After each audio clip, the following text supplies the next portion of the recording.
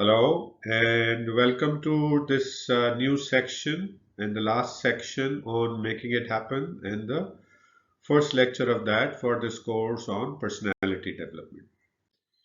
So in this section what we will do is how can you finally make the change and make the progress that you have been planning for, you have been strategizing for in the last section. And in this particular lecture, we will talk to you about how can you make the change and make the progress that you want, right? So, any thoughts on how can you make the change in the progress after having started with defining career goals, identifying your, competencies required, discovering your strengths and weaknesses, choosing one area of improvement, understanding what is going on in your life, identifying what solutions, and strategizing in the last section. So, how to make those change and progress that you have planned so meticulously so far? So, it's all about deciding, making it happen finally, right? So, how do you make it happen? So basically, you need to take actions. You finally need to take actions. You have gone through many stages in your progress from a pre-contemplation to thinking to preparing, and now you need to take actions. Now, the question that you would ask me is, how do I take action?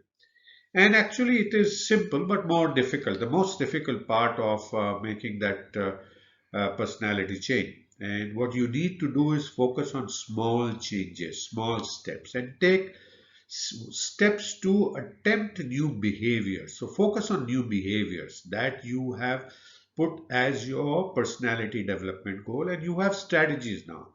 So, in line with your strategies and action plans, start implementing the steps to implement those action plans.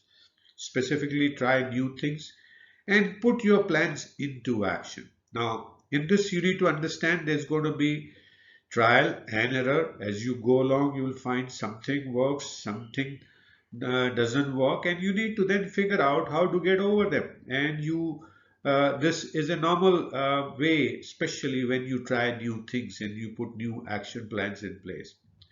So that's how you need to. So start taking actions as you have defined in your strategies and plans, and focusing on the attempting new behaviors and trying new things.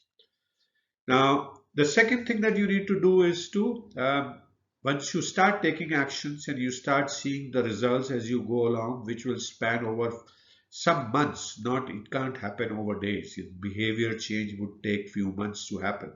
And as you start implementing that repeatedly and they get ingrained into your personality, the question would be, how do I keep doing that? How do I maintain and prevent relapse? You will see the tendency to go back to previous behavior. So question is, how do you prevent that? So in this, this is the most a very important phase of making your change sustainable. And this is stage where you need to stay committed and ultimately become an advocate for change for others, right? So let's look at how to do that. So there are few things that you can do to prevent relapse, right? One is to make a public commitment and even to make a change that you want to do. A public commitment and accountability is a great way. So if you want to start including, start taking best care of people, getting the best out of the people's performance in your leadership behaviors, go ahead and make those commitments to your team and tell them that, hey guys, this is what I don't do. This is what I want to do. I want to be trying to get the best out of you, and please help me with that. And if I do it well, tell me when I do that. If I don't do that enough, come back and tell me. So set yourself publicly accountable and commit yourself publicly. That would get you all the forces from universe helping you achieve that particular behavior. You can keep connecting with your managers, right? You can go and ask them, hey sir, this is what I'm planning to do in line with all the discussions so far as we had agreed. Now I would need your help and support to make this happen, and anytime I do that, please tell me. If I don't do that, please tell me. So that's how you can do. You can create some report back schedules, in your plans. You could put some deadlines and say, by this time I will do this. And ask people to say, hey, Friends, philosopher, guides, bosses, you say, hey, I would like you to ask me what have I done about this, and ask me for a report so that I stay committed to that. Periodic reviews. Ask your bosses, friends, philosopher, guides, coaches to hold reviews with you. How are you progressing? Have you done what you need to do? And as I will tell you, I used to have weekly reviews with my mentees to say what is the progress. And first couple of weeks, there was no progress actually. Then one of the great ways is to tell yourself and the whole world that you're going to do a follow-up 360-degree and the recognition of that. And once you commit yourself, say, I'm going to do a follow-up 360 after 3 months. 3 months is a good time because you need to give that much time. You can go ahead and do that, and that will help you drive yourself to achieve those, implement those steps and action plans that you have planned meticulously so far.